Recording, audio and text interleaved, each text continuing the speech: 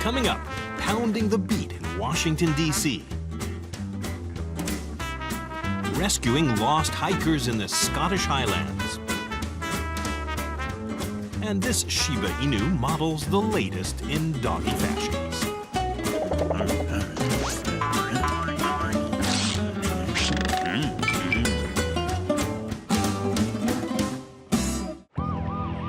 It's a pretty neat area to be down here with all the monuments. It's kind of unique. You go anywhere in this country, anywhere in the United States, and you turn on the news and they start off the headlines with "in Washington today," and that's where I work. It's pretty neat. Officer Marcello Muzzati and his dog Czecho work the night shift. Their job is to patrol the streets of Washington.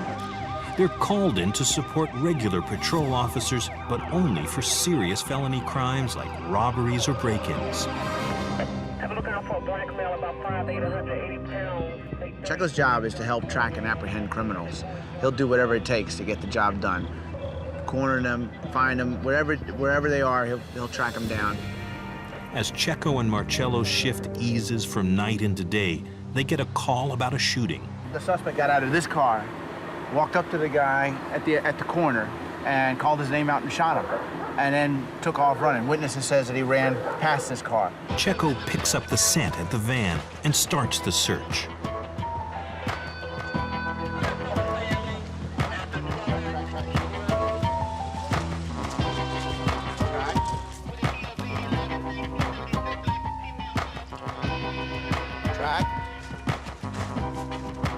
He has his nose to offer, and I have what brains I have that to offer. And we work together as a team. So he is guiding me. So far, when we were going down the sidewalk, he's giving me a good idea that this is where the suspect went. And I kind of have that from witnesses, too. Although the investigators lost the suspect's trail, Czecho finds a clue. And we got a jean jacket sitting on a fence. Was there any lookout involving a jean jacket? Okay, copy. We're going to check it out, and then we'll let you know if it's anything important. It kind of shoots your theory down that he's an attack dog, that, you know, he's attacking at will, and this is just a very mean dog, and that's how police departments, all they have is just mean police dogs that just go out and bite people. And that's not the case. We have a job to do, and part of our job is to apprehend criminals. The jean jacket is collected as evidence and will eventually lead to the arrest of the suspect, thanks to Czecho. In 1997, we became centralized. In other words, we were taken out of the districts and put into a centralized location, which is Special Operations Division. And being an SOD has got its little prestige being in there, but being canine in SOD is very prestigious. It's a unique unit. It's a small unit. There's only 31 of us there, and we have the whole city that we're responsible for. Canine Special Operations Division dogs like Czecho go through a 14-week training course with an instructor. Voice only, SIT. Sit! Marcello got Czecho 4 years ago from a Slovakian breeder. I see the dog, and I like the dog, and so I said, well, we'll take him. And he hands me a sheet of paper and a cassette tape. And I said, what's this? He says, those are all the commands in Slovakian. Boy, what a good boy. But I said, you know, this isn't gonna work. I said, in the heat of the moment, when things are getting crazy and you're chasing somebody and he takes the wrong turn and you get back, you're not gonna remember all that stuff. You know, what am I gonna do? Pull a piece of paper out, you know, and give him a command? So I talked to him, and I talked to him in English, and he seemed to understand, and we changed all the commands to English, and he picked them right up. Using a dog is considered a use of force, like drawing a weapon, and is only done under strict supervision. It requires approval from supervisors, and it's never used on juveniles.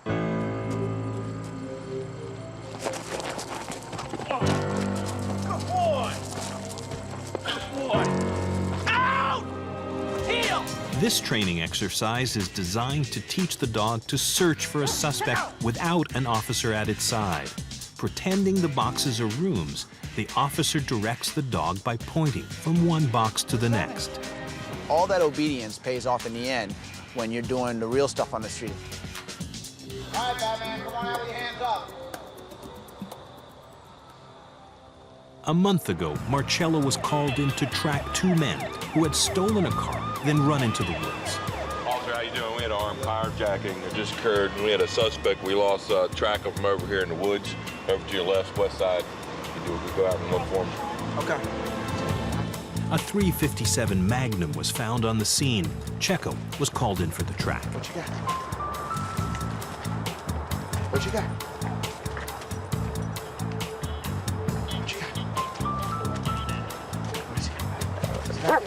Good boy, stick that back, man. All right, buddy, come on out of there. No, don't let that dog bite me. Come on out of there. Don't let that dog bite me. Check it, watch it. Good boy, come on out. Lift your hands. Lift your hands, okay. Thanks to Czecho, the suspect was apprehended.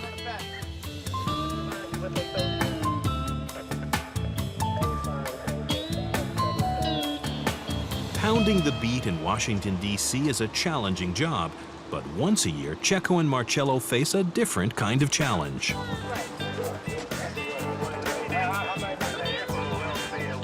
It's the Iron Dog Run, an annual event for police dogs and handlers from across the country. It's a demanding but fun obstacle course. This year's event is hosted by Marcello, who also had the privilege of designing the course. He went out of his way to make it as difficult as possible. We'll start at my cruiser. Don't steal anything out of it.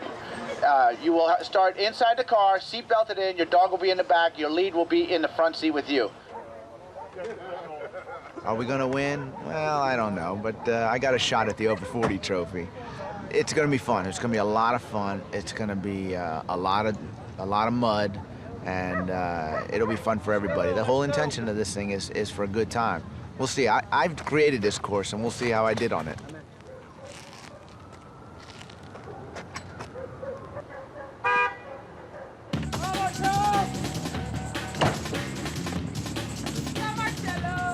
I'm eating the creek.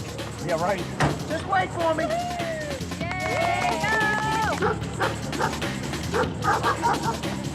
Czecho has no trouble finding the hidden suspect. They're off to a good start.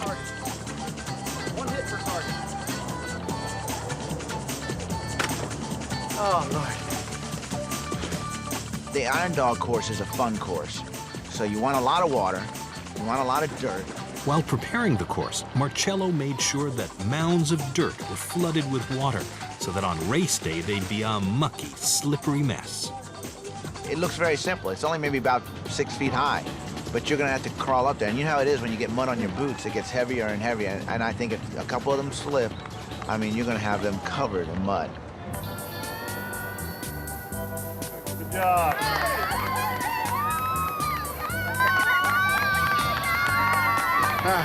It was long, my God, the long, you know, I've run parts of it, not all of it, just, you know, sections of it, but the tower kicked my butt.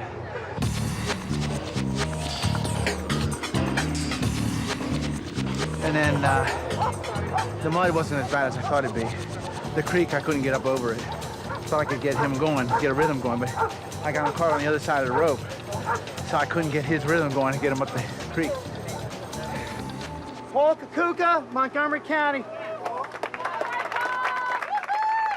While Marcello may not have won, he couldn't ask for a better partner than Czecho. We're not supposed to get attached to these animals. Although they're your partners, they still come home with you, they live with you, they're at work with you. So these dogs basically still belong to the police department. If I was to be transferred tomorrow for one reason or another, he could be reassigned to another handler.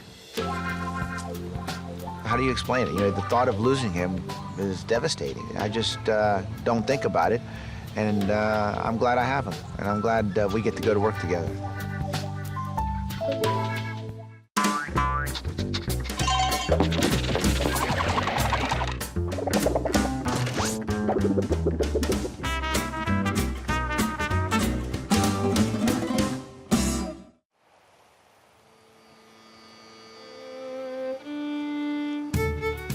Ben is a 10-year-old border collie. For 7 years, he's been one of Scotland's top search dogs, a grade 5 dog. Ben's owner, Dave Warner, lives in Dumfries. He's a member of SARDA, the Search and Rescue Dog Association, and belongs to the South Scottish Division. Even with a grade 5 search dog, a fully trained search dog who's been out in many searches, you've got to, it's like anything, you've got to continue the training. Training is why Dave and his wife Lynn, also a member of SARDA, have come here. Both Dave and Lynn have 2 dogs, one at grade 5 level and a young dog in training. Like all the members of SARDA, Dave and Lynn are volunteers. Every month there is a training weekend somewhere in Scotland. This time it's in the Trossachs, a highland area in southeast Scotland, the kind of place where hikers and mountain climbers could have an accident or get lost if the weather changes. The first day of the weekend is for training the more qualified dogs. Each spends up to 2 hours on the hillside searching for a member of the group who's pretending to be lost. In 2 hours, a dog and handler can cover an area of 2 square kilometers. Okay, Ben, come on in. You're going to go finding. You're going to go finding. Come on in, come on in. Good lad, good boy. Search dogs like Ben don't track missing people by sniffing articles of clothing and following a trail on the ground. They are air scenting dogs. Ben. We all give off scent continually. So what the dog's trying to pick up is the natural scents that we're giving off all the time. So basically what we do is we use the wind, working into the wind. This is a particularly good day today. It's damp, there's a bit of dampness in the air, there's a nice sort of breeze. That's the most important part of the body, this bit here. That's his eyes, it's the nose. The dog, it's nose first, ears and eyes. Find him! Come on in! You'll see the dog quartering, looking for the scent. It's hunting the scent all the time. And basically what you're doing is just trying to give the dog the best chance, putting it into the best sort of wind areas to allow the dog to use its great scenting abilities. He's basically a typical Border Collie. He was actually bred as a hill collie, so hence he's got the sort of long sort of legs. And he works like a typical collie. He ranges out quite a long way. Okay, one, way left. You don't have to give him many commands. He really does work naturally himself. Come on, way finding. That Ben can work at all is quite surprising. 4 years ago, while training, Ben's hind leg was bitten by an adder, a poisonous snake. The bite became badly infected. So he was taken up to the School of Veterinary Surgeons in Glasgow and immediately operated on. Basically at that point, he was probably only about a few hours away from losing him. He really was in a very, very bad way. Ben's hip had to be removed. It took him a year to recover. The only sign, a slight limp when he's tired.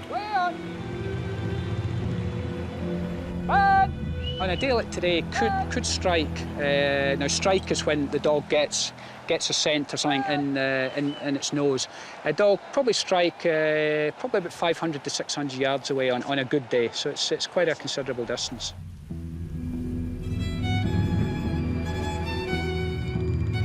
Way on! Good boy! Go on in, finish it! Fine here! Go on! Go on in, fine here!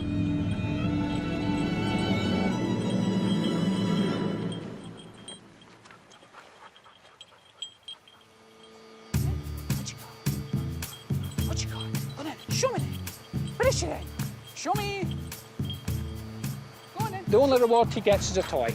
That's all. They don't get food. He just has a toy which he plays with, and that's his reward. The only time he ever gets that toy is when he's found somebody. He never gets toys in the house, nothing else. So basically, that's all he works for. Is just I can show you that. That's basically all he works for. Is that piece of string there. And maybe I shouldn't have brought that out. What is it then? Oh, that's it. Yeah, good boy. That's good boy. Yeah.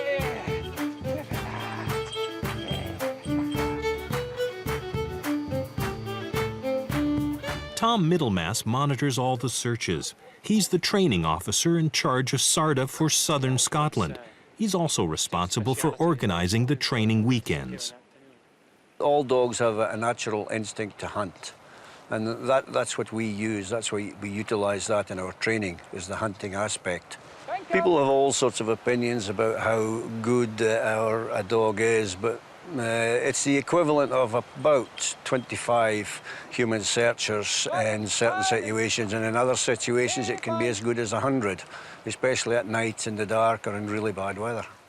A few months ago, the police called Tom Middlemass. 2 school teachers out walking had been reported missing. Tom contacted the dog team, who are also trained in mountain rescue. They immediately left their jobs and homes and drove to the location. When a call comes, the volunteers are ready to go anywhere in Scotland.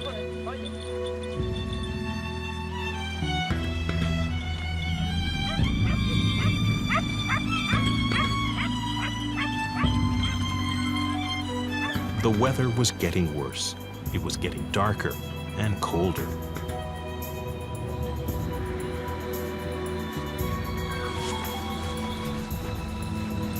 Nice and easy.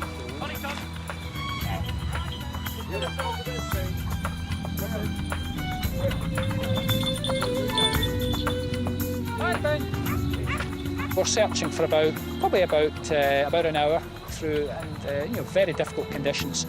And Ben disappeared into the darkness. He was working ahead of me, disappeared, and came back, looked at me, and then shot off again. So I thought, right, let's go and see what he's got. And he'd struck from probably about 250, 300 yards, quite a long strike.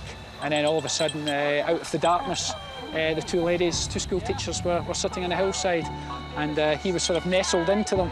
So they were very glad to see the dog, and equally glad to see myself.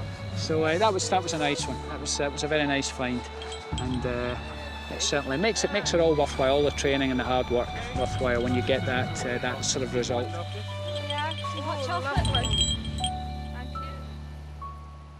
The weekend is nearly over. Dave has time for one last search with Ben. You do have a very close bond with your dog. And I think with all the injuries and almost losing him, I think we've certainly built up probably a stronger bond. Ben will be 11 years old next year. With his leg injury starting to stiffen up, it'll soon be time for him to retire. It's going to be traumatic for both of us, and I don't want to push him. I don't want to see him suffering. But having said that, it's going to be a very difficult decision when I have to leave him at home and take my young dog out. But I'm afraid that's what's going to have to be done. With Ben, he is a very special dog, and I think you always grow a very close bond with your first dog in particular.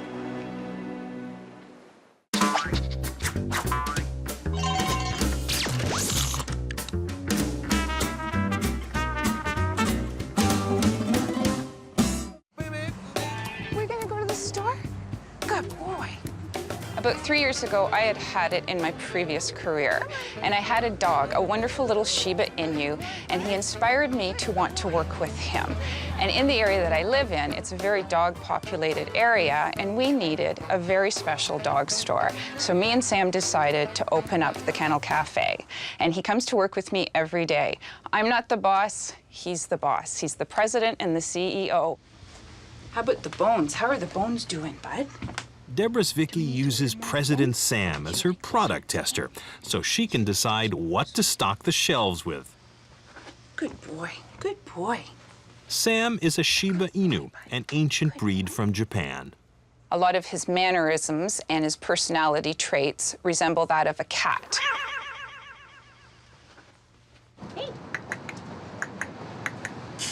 Shibas are known to be the most sociable dog. They are very much on their own and a little withdrawn. What about the treats? No? When I got Sam, I was more concerned about the size of him because I live in a small apartment, and his temperament for me was perfect. I then, after opening up a business with him, realized that this could be sometimes a little bit challenging. Come on, he's colorful. Sam's job description includes being the official toy tester. Come on. he doesn't seem too impressed. The moose? No. Sometimes, I don't know. He's not really giving the thumbs up or the paws up to anything here. Sam's job includes modeling the latest in doggy fashions. Good boy. We have some great funky winter clothing, and Sam tries them on under a little bit of duress because he doesn't feel he needs to be dressed up. So you brought me a fresh batch of biscuits this week. Let's see what you got here. Chicken herb, very good. That new flavor's food been tester. doing wonderful. That's more like it. And Sam's favorite peanut butter treats. Sammy, you got your favorite peanut butter treats here. Definitely better than testing out toys or clothes. Sam is a little feisty with customers, and he lets customers know he's here and that this is his shop, and he makes the rules around here. Hey, Carrie. How are you? He's been forced to contend with very many dogs and trying to get along with them. I think in the long run, it's working out very, very well. Oh, yeah, that's a little dangerous.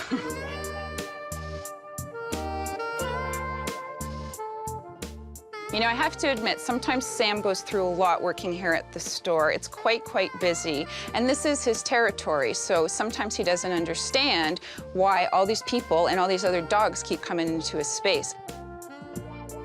I just couldn't think of anything better than working with my dog and being able to do this for my dog. From the day I got him, he was an inspiration in so many ways. He's taught me so many things just from life experiences and emotional stuff and personality stuff.